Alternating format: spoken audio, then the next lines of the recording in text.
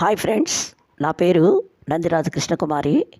AGVR creations channel ద్వారా నేను చాలామందికి సుపరిచితమే. ఇక ముందు నా సొంత ఛానల్ కథామృత లహరి ద్వారా నా రచనలు వినిపించబోతున్నాను.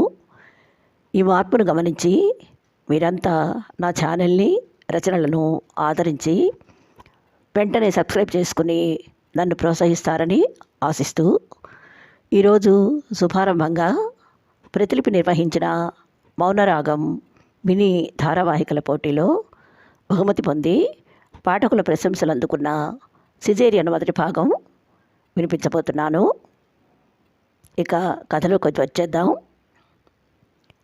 అప్పుడే ఆపరేషన్ థియేటర్ నుంచి కన్సల్టింగ్ రూమ్కి వచ్చి రివాల్వింగ్ చైర్లో రిలాక్స్ అవుతున్న డాక్టర్ నీలిమ దండాల మగారు అన్న సుపరిచిత స్వరం వినగానే తలెత్తి చూసింది.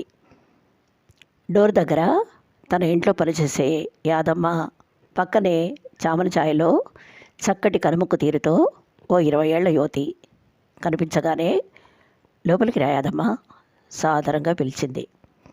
యాదమ్మ ఆ పిల్లని తీసుకుని గబగబా లోపలికి వచ్చి, ఇది నా కూతురు మాలచ్చిమమ్మ, నీళ్ళు వేసుకుని 2 నెలలైంది, ఓ పాలి మీకు చూపిద్దామని కళ్ళనీళ్ళ పర్యంతం అవుతూ చెప్పింది. నీలిమ నవ్వుతూ, అదేంటి యాదమ్మ, కూతురు నెల తప్పినందుకు సంతోషపడాలి కానీ దిగులెందుకు అంటూ నర్సుని పిలిచి ఈ అమ్మాయికి ప్రెగ్నెన్సీ టెస్టు, బీపీ చెకప్ చెయ్యి అని పురమాయించింది. నర్సు ఆ పిల్లను పక్క రూమ్లోకి తీసుకెళ్ళగానే యాదమ్మ మరి కాస్త దగ్గరగా వచ్చి, అమ్మగారు మాలక్ష్మి గురించి మీకు 4 ముక్కలు చెప్పాలమ్మా అంటూ బెరుగ్గా చూసింది. యాదమ్మ పనిలో చేరి 7 ఏడాది దాటింది. ఒక్కరోజు నాగా పెట్టకుండా నమ్మకంగా పనిచేయడమే కాదు, ఇంట్లో మనిషిలా చొరవగా అన్ని పనులు అల్లుకుపోవడం చూసి నీలిమ ఆమె పట్ల అభిమానం పెంచుకుంది. అందుకే అలసట కాసేపు పక్కన పెట్టేసి, పర్వాలేదు చెప్పు యాదమ్మ అనునయంగా అడిగింది. అమ్మగారు, ఈ పిల్ల నాకున్న ఒక్కగానొక్క నలుసు. ఇది భూమి మీద పడేయాలకి మా మామ తాగి మొద్దునిద్దరవుతూ ఎంత మొత్తుకున్నా లేకపోయేసరికి అర్ధరేత్రి కాడ పిలిస్తే పలికే దిక్కులేక నేనే పురుడోసుకొని బొడ్డుతాడు కోసుకున్నా. తర్వాత 2 ఏళ్లకల్లా ఆడు తాగుడుతో ఒళ్ళు గుల్ల చేసుకుని చచ్చిపోనాడు. అష్ట కష్టాలు పడి బిడ్డను అబ్బరంగా సాక్కున్నా. 10 ఏళ్ళు రాగానే మా దూరపు చుట్టం రావుడు దీని మీద మనసు పడి వాళ్ళమ్మ ఎంత నసుగుతున్నా వినకుండా మనసు చేసుకున్నాడు. అల్లుడు చాలా మంచోడు, పెళ్ళాన్ని పువ్వుల్లో ఎట్టి చూసుకుంటాడు.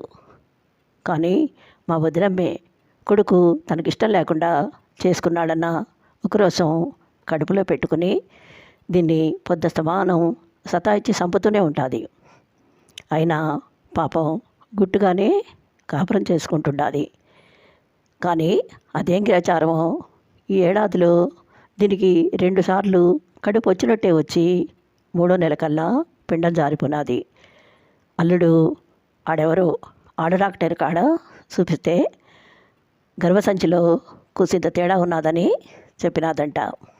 ఈ పాలి మళ్ళీ కడుపు వచ్చిందన్న అనుమానం రాగానే దీని అత్తమ్మకి సందు దొరికినాది. పుట్టింటో తిన్నగా పురుడు పోసుకొని బిడ్డను ఎత్తుకొచ్చావా, సరే సరే, లేకపోతే నా కొడుక్కి మారుమను చేస్తానని బెదరగొట్టి నా కాడికి పంపేసినది. బిడ్డ భయంతో బిక్కుబిక్కుమంటుండాది. అల్లుడు కూడా చాలా దిగులు పడుతుంటాడు. ఈ పాలి కూడా అట్టాగే జరిగితే దీని బతుకు ఏమవుతుందోనని నాకు మాసెడ్డ భయంగా ఉంది. ఇప్పుడంటే నాటుమండత సానికి గిరాకీ లేదని ఇడిచిపెట్టేశాను గానమ్మా, ఈ చేత్తో 100 పురుళ్ళు పోసా. తీరా నా బిడ్డ కాడికి వచ్చేసరికి ఈ గండం ఎట్టా గట్టెక్కించాలో పాలుపోవడం లేదు. తమరే ఎట్టాగైనా నా కూతురి కడుపుని కాపురాన్ని నిలబెట్టాలమ్మగోరు, సచ్చి మీ కడుపున పడతా అంటూ దీనంగా చేతులు జోడించింది. యాదమ్మ మాటల్ని ఆసక్తిగా వింటున్న నీలిమ నర్సు వచ్చి, మేడం రిపోర్ట్ పాజిటివ్, బీపీ నార్మల్గానే ఉంది అని చెప్పగానే, యాదమ్మ మరి అంత భయపడాల్సిన కేసేం కాదు మహాలక్ష్మిది. సకాలంలో సరైన ట్రీట్మెంట్ జరక్క అప్పుడు అలా అయిందంతే. ఈసారి తల్లి బిడ్డల్ని క్షేమంగా నీకు అప్పగించే బాధ్యత నాది. నెల చెకప్ చేసి 4 నెలలు నిండగానే గర్భసంచికి కుట్లేస్తాను. తర్వాత కాన్పయ్యేదాకా వీలైనంత వరకు మంచం దిక్కుండా చూసుకుంటే చాలు. ఇంకా ఎలాంటి ఇబ్బంది ఉండదు. మందులు రాసిస్తాను, క్రమం తప్పకుండా వాడు, సరేనా అని భరోసా ఇచ్చి ప్రిస్క్రిప్షన్ రాసి చేతిలో పెట్టింది. నీలిమ చెప్పింది వినగానే తల్లి కూతుళ్ళ మొహాలు ఆనందంతో విప్పారాయి. ఎంత చల్లని మాట చెప్పారు తల్లి. మాకు పోయిన ప్రాణాలు మళ్ళీ వెనక్కి తిరిగి వచ్చినట్టే అనిపిస్తుంది. మీరేం చెబితే అది తూచా తప్పకుండా చేస్తా.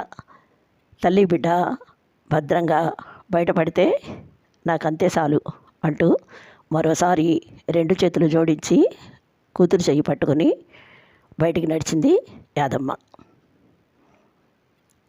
ప్రతి ఒక్కరిని ఆలోచింపజేసే అద్భుతమైన కంటెంట్తో కొనసాగే ఈ ధారావాహికలోని అన్ని భాగాలను ఒక్కటి కూడా మిస్ కాకుండా వింటారు కదూ. నా ఈ రచన మీ హృదయాలను తప్పక స్పందింపజేస్తుందన్న నమ్మకంతో రేపు మరో భాగంతో మీ ముందుకు వస్తాను. దీనికి వెంటనే లైక్ కొట్టి కామెంట్ పెట్టి సబ్స్క్రైబ్ చేసుకుని నన్ను ప్రోత్సహించండి ప్లీజ్. Thank you.